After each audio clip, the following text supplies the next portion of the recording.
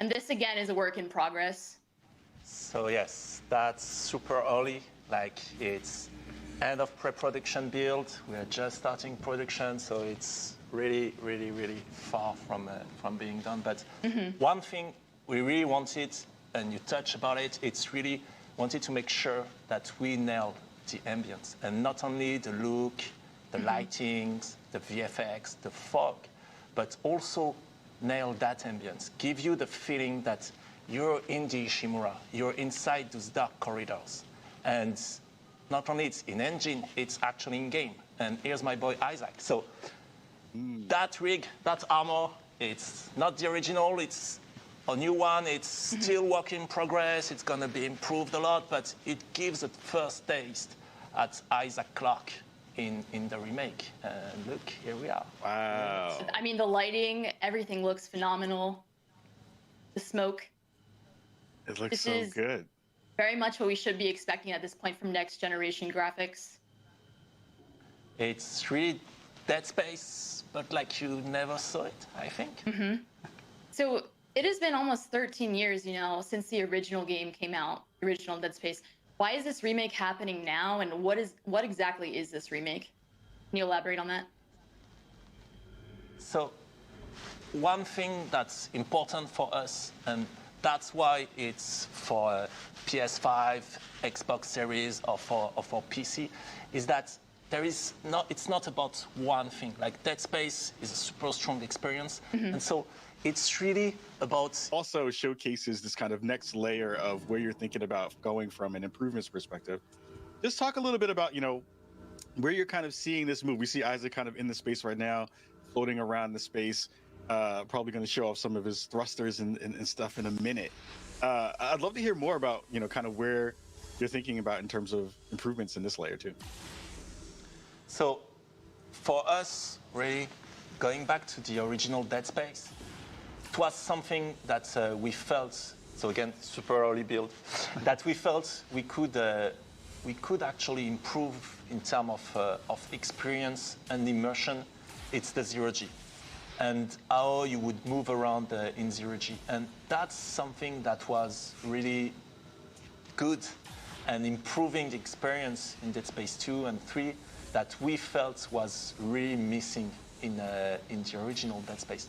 And so that's why we took that mechanic of flying around when you're in zero-G and with much more 360-degree freedom. And now you can play Dead Space and really feel you're in space during those moments. And so also that's a mechanic that we're starting to improve a bit on. Like for example, now you can interact as you fly around. You can go into tighter corridors, those kind of things.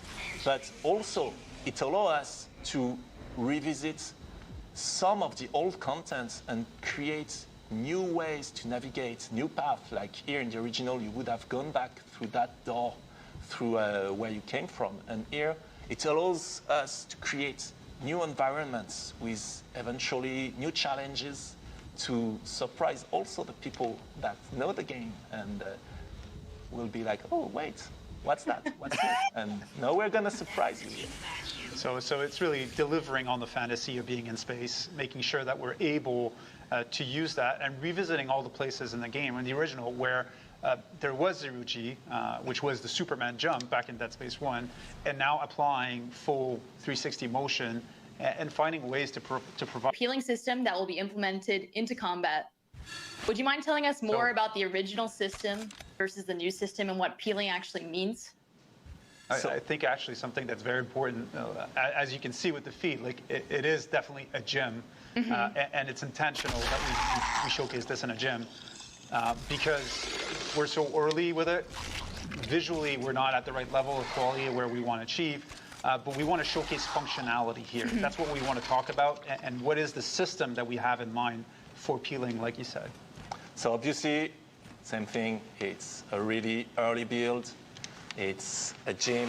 Everything that you see is work in progress. It's first implementation. A lot of VFX are missing. A lot of those modelizations are not final and missing a lot of things like flesh tearing, etc.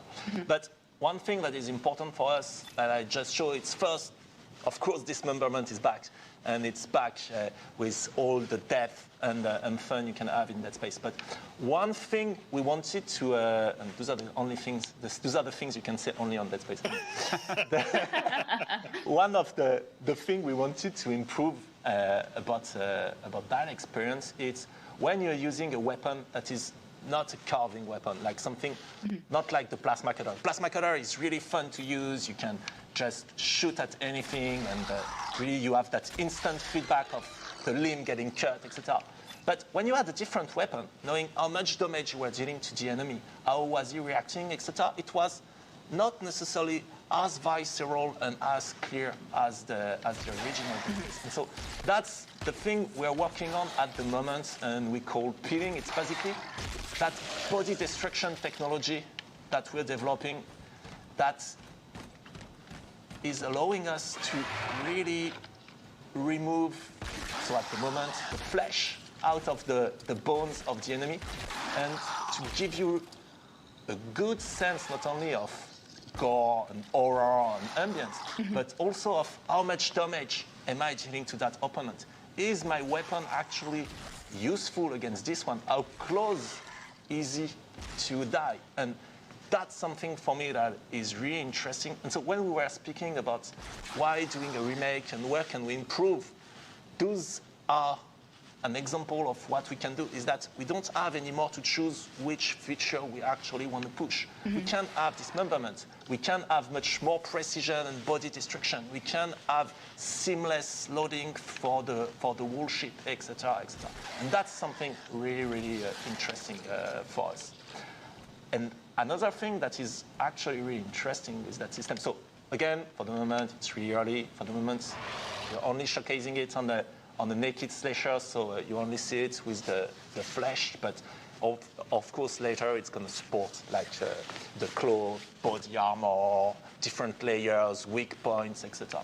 But it also improved one of the core of shooting in Dead Space, which is around the precision, and not only the precision of my weapon, but as an example, the precision of the plasma cutter. And so if I was to shoot, let's say, on that leg, then if I'm shooting here, I'm not going to cut the leg because I'm not shooting at the place where the bone is actually visible. If I want to cut that leg now, I need to be much more careful and precise in my aiming and in the shooting. And then for us, what is interesting is that it opened a whole new layer of shooting and combat loop where you can have some weapons that are better at carving through the enemies, some weapons that are better at cleaning them. Sorry for the mic.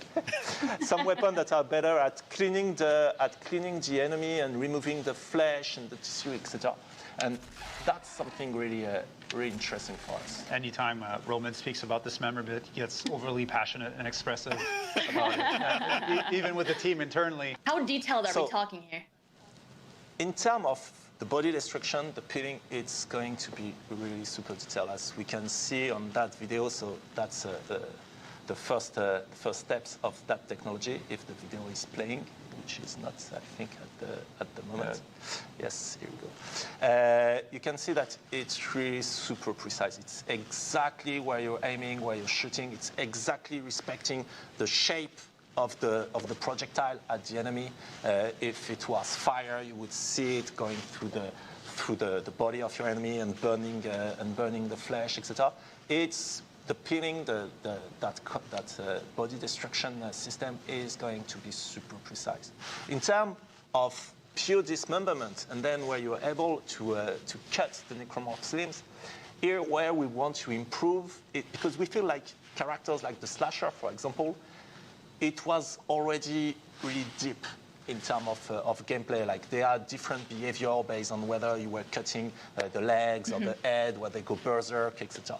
So here our goal, it's for enemies like slasher, it's not necessarily to improve or give more precision on where you can cut the enemy. It's more to try to extend that fun and that depth to other enemies that tend to be a bit lighter in terms of dismemberment and behavior, like for example the infector or the brute. Like I can't wait to show you when you get behind the brute and you start to peel his back God, and yes. dig for weak points. Oh, I can't wait. That's the type of improvement we're going for. Get to the weak points. Yeah, I love the peeling of the different layers of skin down to the organs and bones, especially coming from a medical background. It's just insane to see. The level of expectation is very much up here, and we'll hold you accountable. One thing that you might have noticed quickly in the prototype, and that's something we want to experience a bit more. We want to dig a bit more. It's when you actually cut. There was also one question and topic that was prevalent throughout the community that we saw time and time again, and that is the topic of microtransactions. They were apparent in Dead Space 3, so at this point, can you please be transparent and honest regarding microtransactions, and if that will make an appearance in Dead Space 1 Remake? So very, very clear, no microtransaction, none at all. No, not That's what I'm like talking you about. mentioned already in an interview, I think, yes, no, we don't have that in the remake. That's awesome. Good. That's awesome. Yeah. I mean, that's good to hear.